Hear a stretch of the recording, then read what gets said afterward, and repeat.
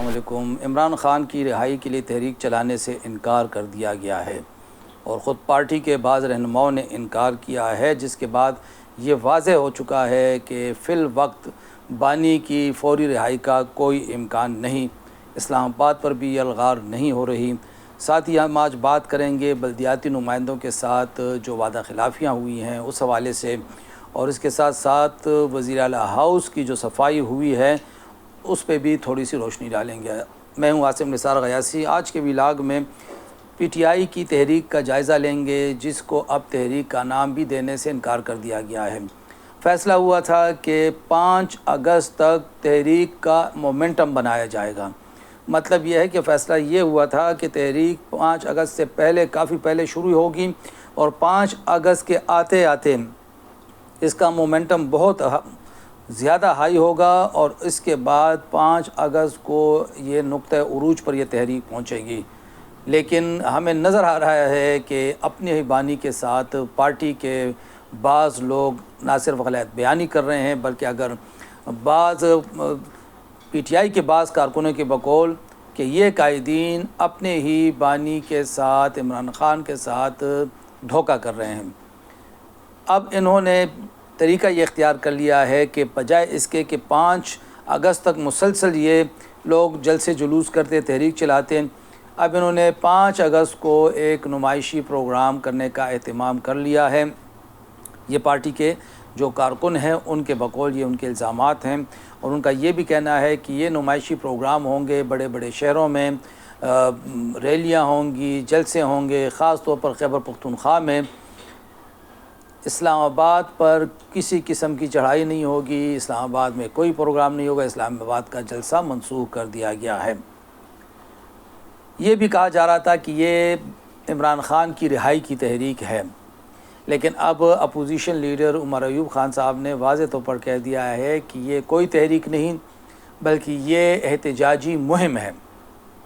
گویا اب یہ لوگ تحریک کا نام بھی استعمال نہیں کرنا چاہتے اور اب اسے مہم کا نام دیا جا رہا ہے، اور حیرت ہے کہ یہ مہم صرف اسی صوبے میں چلائی جائے گی کہ جہاں پہ ان کی اپنی حکومت ہے۔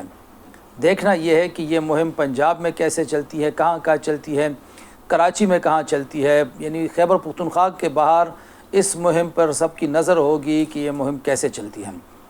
صرف Khyber Pakhtunkhwa P T I کا سپورٹر نہیں ہے، دوسرے علاقے بھی ہیں، ان کے MNAs MPs دوسرے علاقوں سے بھی کافی تعداد میں آئے ہیں، تو ان کا فرض بنتا ہے کہ دیگر علاقوں میں بھی یہ تحریک چلائیں۔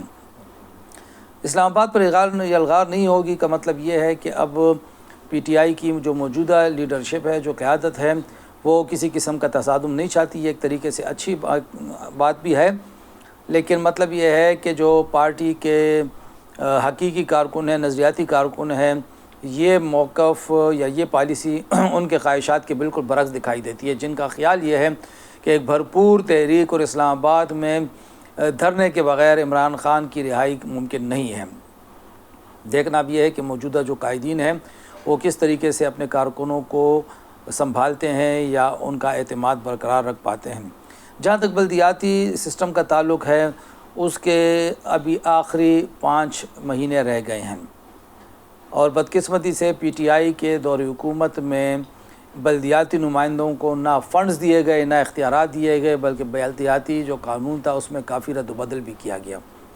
ایک طرف پی ٹی آئی یہ دعویٰ کرتی رہی ہے کہ وہ بلدیاتی اداروں کو مضبوط بنائے گی، بلدیاتی نمائندوں کو فنڈز دے گی، عمران خان کا یہ ویژن تھا، اور یہ جو نیا سسٹم یہ لوگ لے کے آئے تھے یہ بھی انہی کا سسٹم ہے، باقی ملک سے یہ الگ سسٹم تھا۔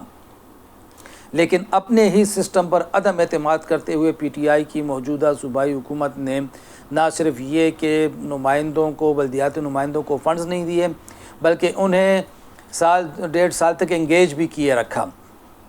یہ لوگ جب ہائی کورٹ گئے تو ہائی کورٹ میں بھی حکومت نے کافی یقین دہانیاں کرائیں۔ وزیر اعلیٰ نے خود بہت سے مواقع پہ جو بلدیاتی نمائندوں کی ایسوسیشن ہیں، ان کے جو نمائندے ہیں، انہیں تعاون کی، فنڈز فراہمی کی، یقین دہانی کرائی، کوئی یقین دہانی پوری نہیں ہوئی۔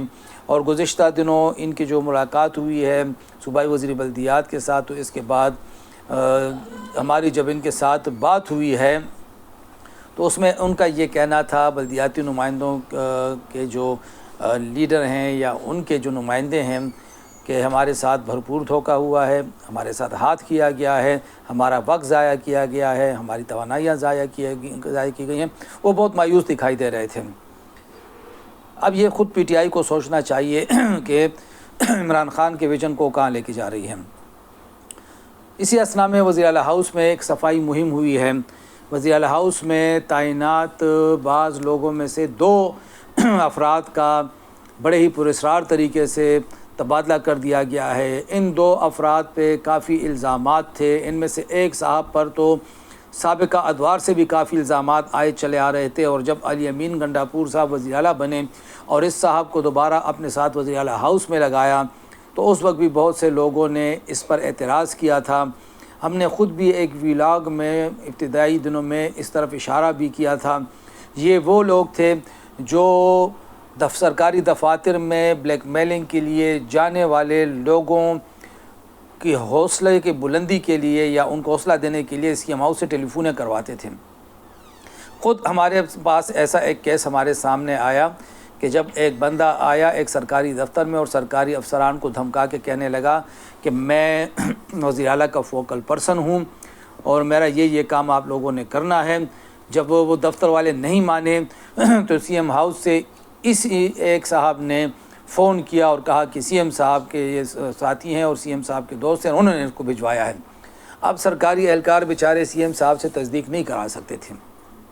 اس ایک شخص نے بہت زیادہ گندگی پھیلائی اور اب یہ سننے میں آ رہا ہے کہ پوسٹنگ ٹرانسفرز کے نام پہ لاکھوں نہیں کروڑوں روپے کے لین دین میں یہ لوگ ملوث رہے ہیں، اور ان کو بالآخر وزیر اعلیٰ علی امین گنڈاپور نے رنگے ہاتھوں پکڑ کر اچھی طریقے سے ضبط ازائی کرنے کے بعد فارغ کر دیا ہے۔ لیکن بعض حلقوں کا یہ مطالبہ ہے کہ ان کے موبائل چیک کیے جائیں، ان کی میسیجز چیک کیے جائیں، ان کے واٹس ایپ چیک کیے جائیں، جن لوگوں کے ساتھ انہوں نے ڈیل کی ہے، جن سے پیسے لیے ہیں، نہ صرف یہ ریکوری کی جائے بلکہ انہیں سرکاری ملازمت سے بھی برخاست کیا جائے۔ صرف او ایس ڈی بنانا کافی نہیں ہے۔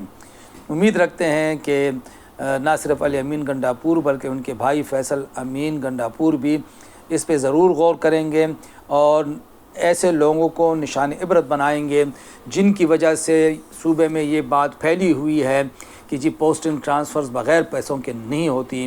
اب جب ایسی صورتحال سامنے آئی ہے تو اس کو مزید واضح کرنے کے لیے بھی اقدامات ضروری ہیں اور ایسے لوگوں کو سخت سزا دینی بھی ضروری ہے۔ خدا حافظ۔